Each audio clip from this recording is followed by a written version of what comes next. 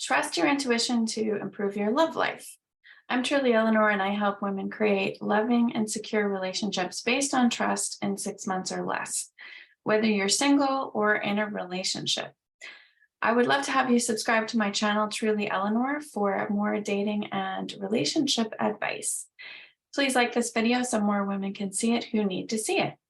So this is one of the number one issues and challenges that the women I work with over the past 15 years have told me about, and that's not being able to trust their intuition or making choices that basically go against their intuition, even though they're extremely empathic or they can pick up on a lot of things and they actually have a very strong intuition already. So if this sounds like you, then let's get started.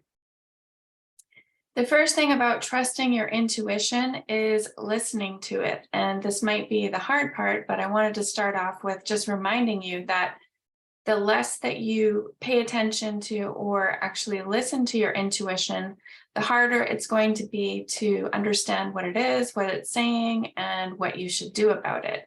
So the less you use it, the weaker it's going to be. In other words, it's like a muscle. So you have to actually strengthen it and listen to it in different ways.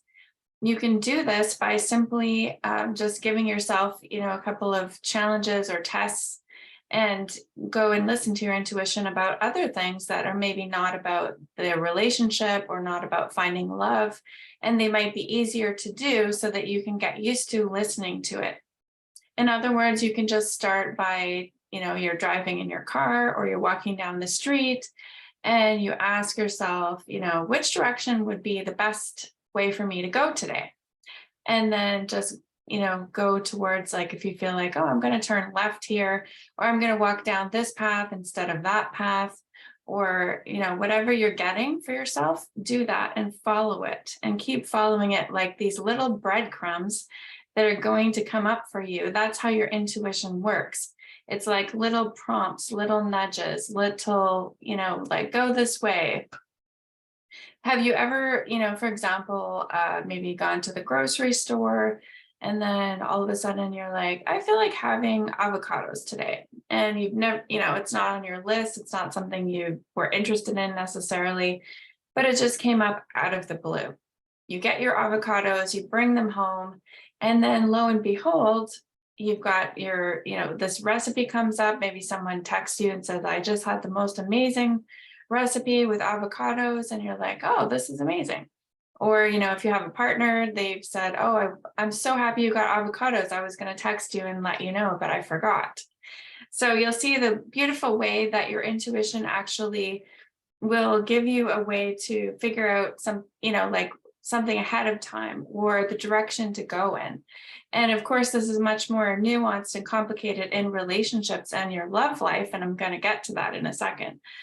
But you want to start small so that you can actually recognize the voice of your intuition and recognize the tempo and the language of your intuition.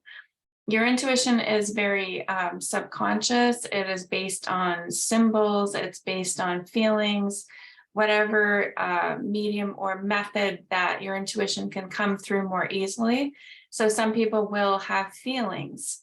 Some people will have certain thoughts that aren't necessarily your regular anxious thoughts that are the chatter monkey or the monkey mind, but they're just interesting sentences that drop in once in a while that feel very peaceful, that are very simple, but feel very true for you. So for example, maybe it'll say, yoga would be a great thing for you to do this week. And that's all. There's no thoughts. There's no judgments around it. There's no negativity. There's no like, oh my God, you've gained so much weight, you have to go back to yoga. There's nothing like that in your intuition. Your intuition is very neutral. It's very peaceful and it's very simple. So that's how you can tell if you have certain messages that come through as a thought or as words. And then some people will like hear or see symbols. So for example, it could be like a flower, you might see a crystal, you might have a visual of an animal. So it could be a power animal. These are all the ways that your intuition is speaking to you, and it's going to come to you in the easiest method or track that it can. It's through your hearing, through seeing, through feeling, and sensing. So there's different ways that it can come in that way. This is probably a longer video, but I wanted to just give you an idea. So the way your intuition comes through is one of the ways that you can explore to actually start trusting it. And so the whole idea of this video is to get you to realize that to trust your intuition, you have to get to know it. You have to get to know the language that your intuition speaks to you in and the method that it comes in for you. And then start following it and getting the feeling and getting the evidence or the results from following your intuition. And the more you do that, the more you get involved and the more you start interacting with your intuition on a very flowing and easy way that feels really good for you. Because currently you're probably having issues trusting it because you have, maybe gone against it, or you've listened to your mind or your anxiety, or listened to something that you thought was your intuition, or you were afraid to follow your intuition, so you went in the opposite direction. And so now you've disconnected from this GPS or this amazing system that you have within you to help you improve your love life and improve your relationships, whether that's knowing when to end a relationship, knowing who to date, knowing what you need for yourself within the relationship to improve the connection and intimacy. Whatever you need, your intuition is going to be there for you, but you're just reestablishing and reconnecting to it.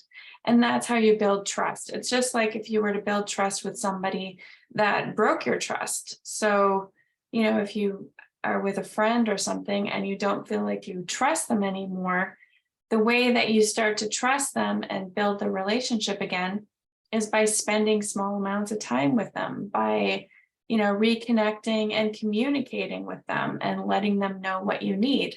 So you can also do this for your intuition. For example, you can do some journaling exercises. You can write down, what you would like, what you desire in your relationship to improve it, or what you desire to have to find love. It could be what you desire to have or how you want to feel with yourself, with self-love. And then the more you write that out, the more you actually discover what your desires are and your intentions are for yourself, the more your intuition can point you in that direction. So that's another way you can start to trust your intuition, is by doing these journaling exercises. So first ones are getting to know your intuition, starting to follow it in small ways, starting to build up that trust that way by practicing using your intuition, getting to know the language, where it's coming from, whether it's your heart, your mind, words, symbols, how is it coming to you? And then learning more about your desires. And then you can ask, how can I, so a question you can do is, once you've got your desires that you journaled out, you can say, how can I move towards this? Or what's my next best step that I can take to accomplish this?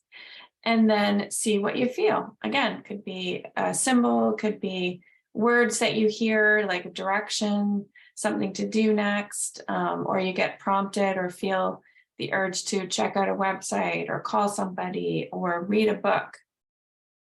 That's following your intuition. And the more you do this, the more trust you're going to have. And the more you're going to, when you follow the intuition, the more you're going to feel your relationships improving. So you're going to feel more connected to yourself, more relaxed, more able to open your heart, more sure of, the direction to go in and who to choose for yourself. So you'll start to feel more confident. If you're dating, you'll be like, well, I can feel this intuitively that, maybe just this one date is going to be it for this person. And the other thing I want you to know about intuition is when you are following it or when you're getting a directive, It's not about judgment. So it's not telling you that that person is bad or wrong, or there's anything wrong with them necessarily. It's just saying that this is not the direction for you, for your best choice, and for what your desires are and what you want to create in your life. So when you listen to your intuition, you're not being a bad person, and you're not, you know, giving someone a chance, or leaving someone high and dry. You're not doing that. You're following what's best for you, and you're choosing yourself. That's really how you trust your intuition, is you choose your intuition and trust that, which will build over time, that when you listen to your intuition, then you're going to be led in the right direction. So these are some beginning tips and things that you can do to start trusting your intuition, to improve your relationships on all levels, including with yourself. And I would love to hear if you have any questions about this, if you have any doubts or fears or things that are coming up and you're not sure of. Feel free to drop a question in the comments below and let me know what resonated with you the most and what insights you're going to take, or some practices and strategies that you're going to start using today. Thank you so much for watching. This is truly Eleanor, and I will see you next time.